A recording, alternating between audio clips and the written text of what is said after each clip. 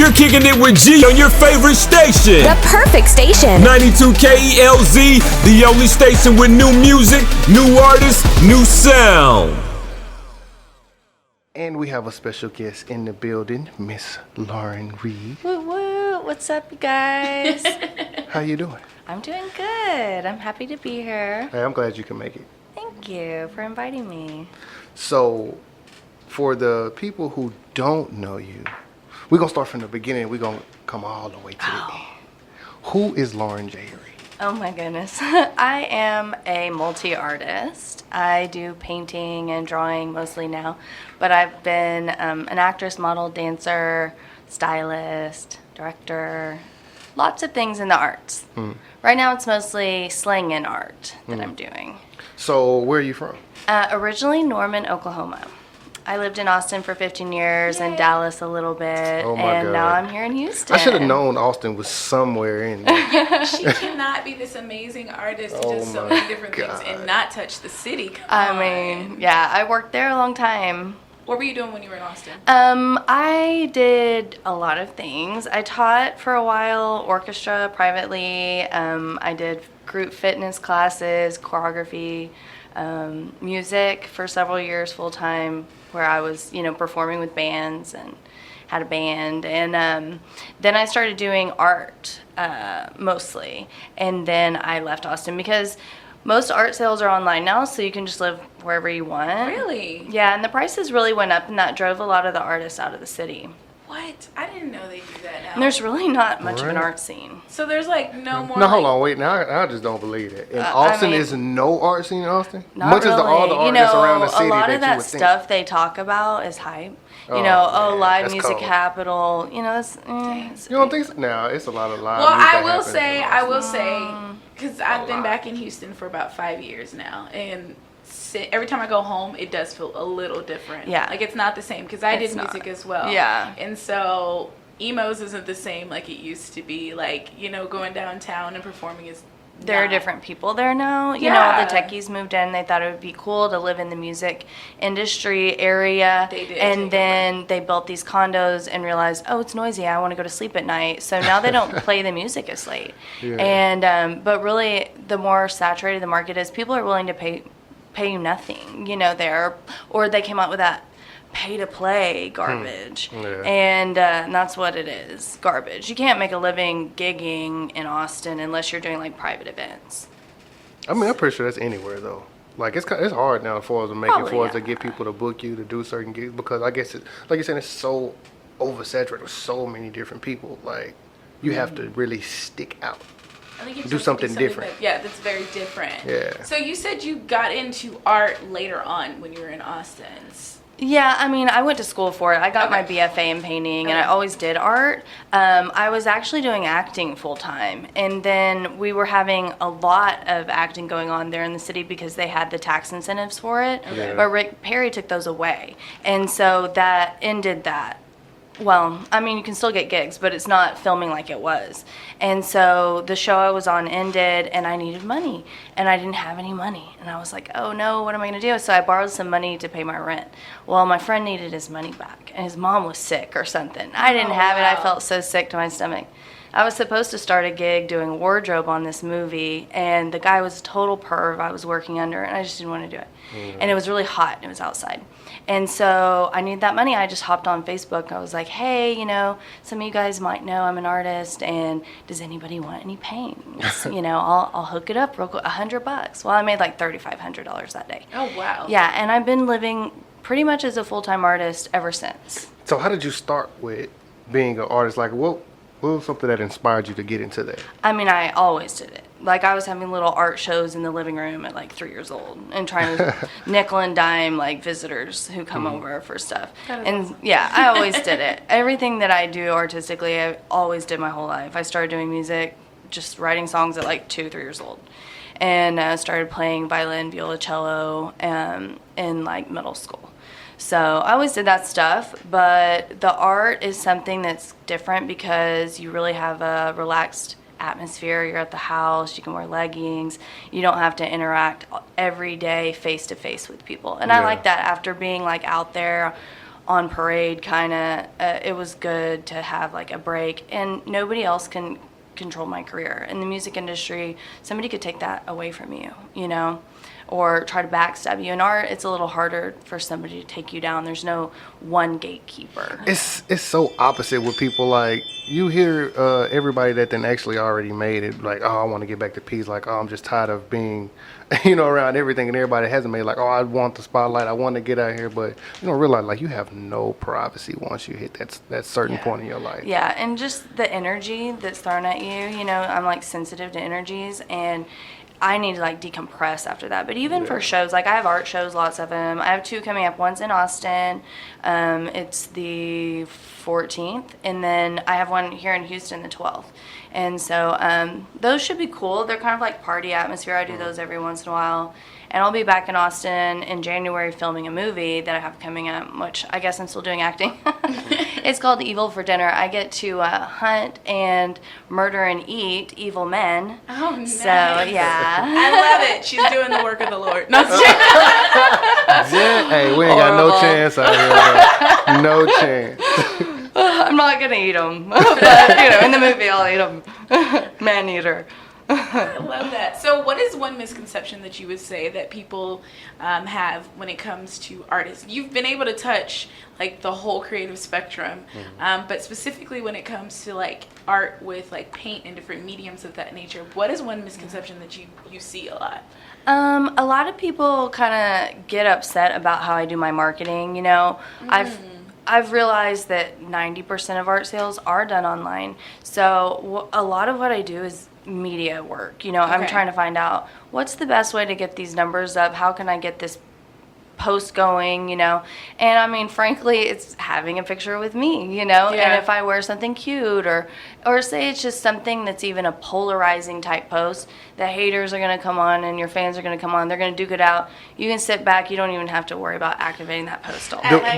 The weird thing, though, is like, you see how she was like, if people get mad at her for the way that I market because it's me, and they're like, first of all, like, people get mad but do the same thing. Like, it's so weird. I mean, at this moment, there are ways to be creative and innovative. However, you have to use the outlets. I don't care what you say. When you want to promote your business, because it's the quickest way to get the information out to a group of people. We all know that sex appeal for us selling anything has always been there, but it's like everybody just like finally caught the wave, like, oh, this is how you do it, and it just bombarded, like flooded everywhere, like nothing. Right. I mean, and mine's not even that risque either. Yeah. I'll be telling people like, is this your first day on the internet? Like, for real? Like, it's just a low cut dress. Like, it's not even a just deep a plunge like too much. A little cleavage. That's Yeah, but it's like I'm kind of in a real fine art realm, and I'm trying to break into that further and deeper into like higher numbers for that. And those people have never seen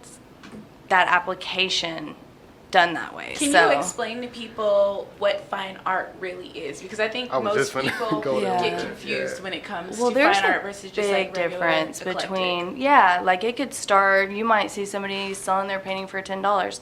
I would like to be one of the people who are selling their paintings for $250,000. And that is a real thing that is out there. I know people who I've been following their work. They're just like me, selling for maybe $2,000 a piece. Next thing it's $10,000 a piece. Next thing 20. Then at auction, it's $85,000, $285,000. I know like 3 people that's happened to in the last year. So is it really the art, or is it the cosign that gets you the money? Well, you know, it's anything like business where it has to do with who you know, who you're getting in good with, but you have to have a good product. Like, these are oil paintings. They're bigger, most of them. They're highly detailed, kind of realistic, romantic, Wild West kind of stuff. So is it like a certain particular paint, or I don't know, or a certain area that you need to go to if you're trying to make money? Like, you can't just come up with watercolors and make some money.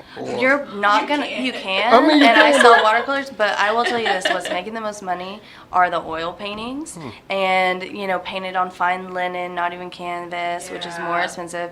And there are all these little oils that you mix in to make it extra buttery.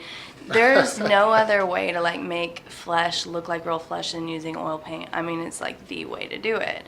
But you have to have safe ventilation in your studio, and if you don't have that, you're really getting poisoned. I'm glad she said that. I'm glad you said that because a lot of people just being there breathing the fumes and then become crazy and then people. Yeah, you can get brain cancer, and you know it's just like huffing any other paint. Yeah. And but it does take a really long time to dry. Like you're not supposed to ship it for 6 months. Oh wow. Yeah, so imagine That's a the long space. time. Yeah, like I would want to have 30, 40 paintings, you know, that I have at the studio, but I work out of my apartment right now, so it's like you can only have so many things wet at once that you can safely store. There's no way, like a faster way to dry anything? There are some different types of paints that are faster drying, and you can do in like thinner layers and stuff, but I like big, thick chunks, you know, and some of that stuff might take like a year to harden up. And I've been looking at some of your art. Like, how did you find your lane? Like, how did you know, like, this is where I wanted to be? Well, you know, I'm Choctaw and Cherokee, and they have art, you know, native art that has been around for thousands and thousands of years, like 10,000 longer years than that. And some of these people have been passed down generation to generation how to do the weaving, the basketry, the jewelry, pottery, and thankfully I'm in painting, so they had like cave painting back then, you know, so I don't have as much competition because that stuff's immaculate. When I first saw this big art show out in Santa Fe called SWAIA, Southwest American Indian Art, I was blown away. There's like 1,000 top native artists from all over the Americas at the show, and I was in tears because literally this stuff, I mean, made by human hands, it was perfect. And I saw that $100 million was coming into that weekend show, and European buyers are flying over in their jets and buying out people's booths. So you just got to know where to be. Yeah, so I found that out, but you have to be federally recognized, enrolled, you know, in a tribe, and so not just anybody can be in native art like that and say it's native art or it's a federal crime. And so you have to show your papers and all of that. So you can't even paint something and say it's Native American, then you can find Well, and people do it, Jesus but Christ. they People don't. do it? Oh They yeah. appropriate the system. There are people who do it, of course. Well, who knew that you were But you going can't to claim Like, it's who native knew? made. You can't claim it's native made, and that's the difference. But so it's a thin line. But I mean, one's a federal crime and one's not. So if you say this is native made and you're somebody who's not enrolled native, then Well, that's cold-blooded. That is a yeah. federal Oh, and it crime. happens a lot. That is A crazy. lot. So you don't even know that there's so many different policies and rules Man. even in the art like industry. That's crazy. Yeah, it has to be protected. So is there a certain technique that you use when it comes to painting? Because I love the way that you do, like you said, you do the layers and you create the texture, right? So it Yeah. kind of tells the story and like evokes a mood. Yeah. I studied fine arts. oh, you know, you I know go, some stuff, baby. girl. I feel it. No, I think you're talking about my acrylic pieces, Yes. and those are the ones that I've worked a lot with acrylic, and I've tried to learn how to make it as close to looking like oil as possible. Yeah. Because I am in that fine art realm, and some people do still use acrylic who are making quite a bit of money in that, even more than me. And you can make it look like oil if you know all the techniques. You can do those thick globs and expect it to dry in a matter of overnight. So that works good to get something done quickly. I love working in that kind of messy style because that for me is instant gratification. I can do a piece quicker, get the mood out. I always had a professor who said, your brain will make up the rest. So just get the idea. It doesn't have to always be a perfect piece. Yeah. And I like that. I think imperfection makes cool, I think imperfection makes reality. Yeah. So it's like people, and I think that's why people want to spend so much on certain paintings because it seems more real. Yeah. And it's easier for you to imagine yourself within that painting, so it's an easier escape. But like, since we're in that realm of time, I'm glad y'all like talking about that because when we talk about art, there's no real definition for art. It's about like how you look at it and what you see, and you can call anything art. Oh, yeah. And that was always my question every time I took art class. Like, who said this piece was worth $50,000? Exactly. That's the beautiful thing about this. And I was just talking about this yesterday. This is complete manifestation. Every single day, I make up some idea.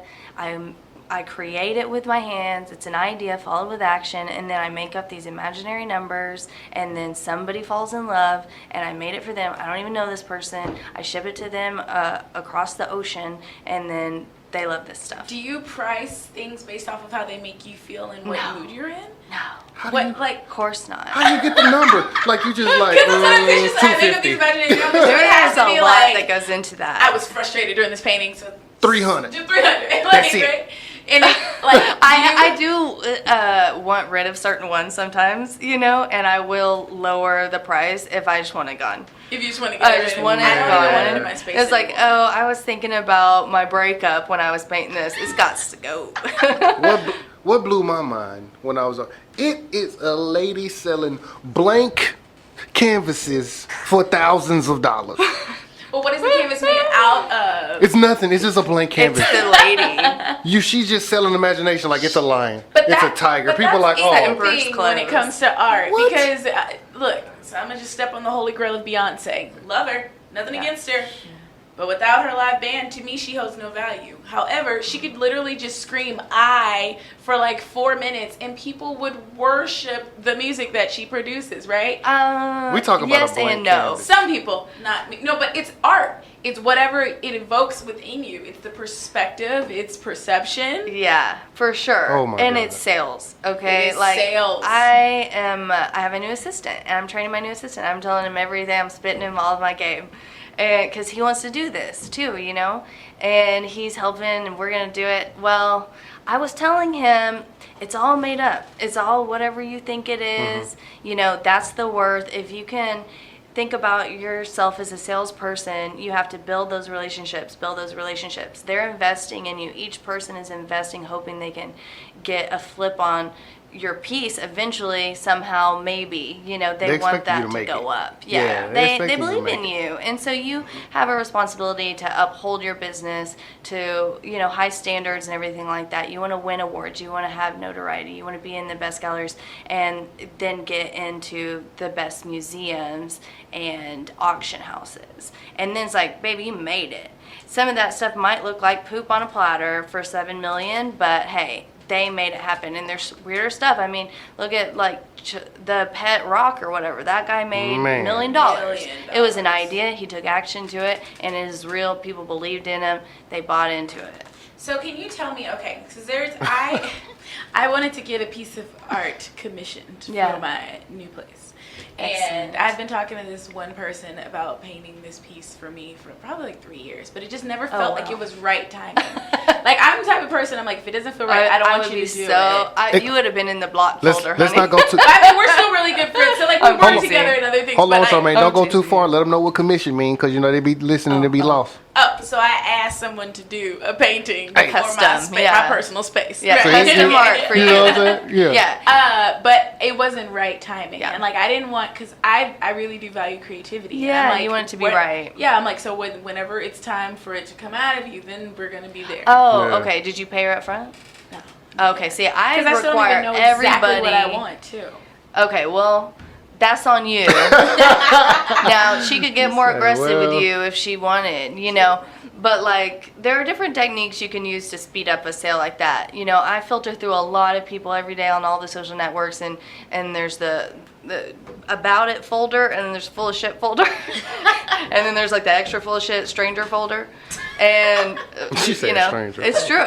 And so I got pretty good at scrolling through and getting people who are unsure and on the fence to make some decisions like, oh, which pieces do you like the style of? Or tell me about yourself, or I'll go stalk your page and be like, what kind of style you are, and then I'll make a suggestion.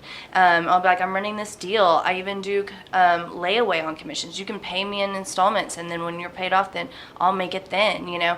There's different things you can do, but you would hope the person would be excited to act now. You know, Yeah. and so you have to bring that energy to them. I see how I can see how they get confused, because when you get paying for a piece, you're like, I want it to be perfect. Perfect. Like I need to. Because I needed. Could you imagine being the artist? And that's why I'm like, Yeah. for me, I think it's because I'm like, I can't convey to you exactly how important this piece is and how it's going to bring everything together Yeah. in my space. So I'm like, you know Send what? pictures of your space, show her your space, see what her recommendations are. It's like a hand-in-hand collaboration. Too much work. Yeah, the commissions are scary. It's like something that artists typically don't like doing, but they do out of necessity. So I always feel like real luxurious if I don't have them. But the good thing about your careers as it progresses, people who hire you like your work. So they choose for you to paint things in your wheelhouse, even though you can paint anything. But boy, I've done some stupid stuff. Really? Oh, Like what? like a guy and his dog in matching tuxedos, like smoking a cigar, realistic, fancy. Seriously? Oh yeah, worse than that. I'm Like, gonna charge you $3,000 for that just because I had to think about it. 5,000. you know what I'm saying? But like, you have to give the quote, and then they want to like add more stuff, and it's like, whoa, slow it down. That's a lot in one painting. The more involved they are, the kind of less it's attractive, and becomes more of an assignment, academic looking piece. And so I'm thankful now that all the clients that I have like my work and want me to do stuff and kind of give me free reign. They don't really rush me either, unless it's for a holiday or something like that. Nobody wants to rush an artist, because then it's just going to be a crap product, comparatively. So that's cool. It's more low pressure in that sense, but you're constantly trying to make things to please people, who are going to buy it. Is this going to work? Are people going to like that? And you have to care about that. Not every day you're going to wake up and feel excited to work. What do you suggest for people who are getting into art, like art connoisseurs, people who want to have different type of pieces in their houses? Oh, new collectors. This is my specialty. I like to think of myself as a go-between the new collector and the established collector. The first time somebody buys something, they might get something for around $75 to $250. Well, the next time it's going to be $250 to $500, or $500 to $5,000. As they learn to trust you. Yeah. Maybe they got a commission and they liked how it turned out. They can branch out more and more. I offer different payment plans and things for people without interest so that they can have real art. I think everybody deserves real art. Every once in a while, I'll drop pieces for as low as $100, or I'll make earrings handmade that are painted that somebody can get something good. Because I do have a lot of fans who can't afford fine art yet, but they're thinking about it, and it's baby steps to get there for them. I was just gonna say, how does an artist that's listening, how do they get to the level that you're on, as far as being able to sell their pieces for so much? Like, did you start at one point selling them from cheap and then just kind of went up? Yeah, and sometimes I'm cheaper and sometimes I'm more expensive. It depends on the region or the show or the work. If the work's better, or I spent more time and money on it. But definitely, if you can sell something for a certain amount, say I auctioned off something for $5,000. Well, now I sell art at $5,000. That's the highest I've done at that size. Then I'm gonna do that at that size from now on. Every once in a while, people are watching, I might take a dip. That's their time to take advantage and jump in on that. So as people realize you're bumping your prices up, and it might be a huge jump because you just got represented by a new gallery, and they take 40%. So now your work is 40% on top of that, and you have to sell on 90% clearance to use your old prices again. And a lot of that stuff you have to think through. There's a famous artist who's in Western art. He lives in Paris though, and he's huge in the Western art scene. He's amazing oil paintings, and he gets concerned because of his auction prices being $85,000, $95,000 when his regular prices are about $25,000 to $50,000. And so a bidding war can spike up your prices, but he has to think about his long-term life. He's got a family. These are big responsibilities. There's a lot of people who are getting their percentage, so then those people you care about, and you're trying to build that. So you have to be very strategic about your pricing. And then other artists who are in the same lane as you might get very upset that you're at the same show as them and your prices are way lower for quality work. And I've had people say stuff to me, but I'm like, here's all my responsibilities that I'm trying to cover. Let me get a breath, and then we'll talk next time. It's like they can't do anything to you. Can you talk about, real quickly, what it means to be represented, first of all, by a gallery, and then you just said some people have to get their cut out of it. So what does that mean? Galleries typically take 40% now. Oh, that's a lot. That's a big chunk. It's a big chunk, but they're like one of the only type of gatekeepers in this business. There's people who let you into prestigious shows and give you awards at the shows. That bumps your career. Or those people, you know? And so once you get going, it's like you gotta stick with it and just kind of keep pushing. Yeah. It's no like normal journey. It's like starting any business where like 5 years in you start to get there. But when you're represented by a gallery, they are pushing your work and they have connections and they know the older rich buyers who are in Europe that you don't know and that you wouldn't know. Sometimes they require you to be exclusive to them and you're no longer allowed to promote your prices online. But it's also very similar to being like with a talent agency or sometimes even like certain record deal type things. They're just doing the market, keeping you the price right. Yeah, they're pushing your work. I haven't had the best experience working with galleries. I told myself I would do more this year, and I have. But I really hustle hard to sell my stuff. Yeah. I have the most interest invested more than anyone. And so, of course, I'm going to hustle and get that stuff sold. So a lot of times it's just kind of a waste of time for me. But the kind of galleries I'm very interested in being with would sell. They would sell your stuff, you know. Yeah. They would get you to that next level. They will give you the notoriety. Yeah. But before we get up, I know we kind of running short on time. Like, what are some rules that you kind of go by? For us, like, don't do, if you're artist, please don't try to overdo this. Like some of yours, like your opinionated always rules. get paid up front. Oh, okay. Always. Don't buy any supplies until you get that money. Don't take out any extra time. Like, I can't even hear you till I get that deposit. You know what I'm saying? It's just like, don't cut yourself short. What you're doing is time, money. Don't underestimate how long that stuff's going to take you and how much it's going to cost, because it's going to be longer and it's going to be more. And then, too, the other thing, the way it seems to work is like feast or famine. You'll get all this work all at once, and you might be tempted to turn some of it down or not want to hire out to have help to produce all of it because you're like, I'm just feeling overwhelmed.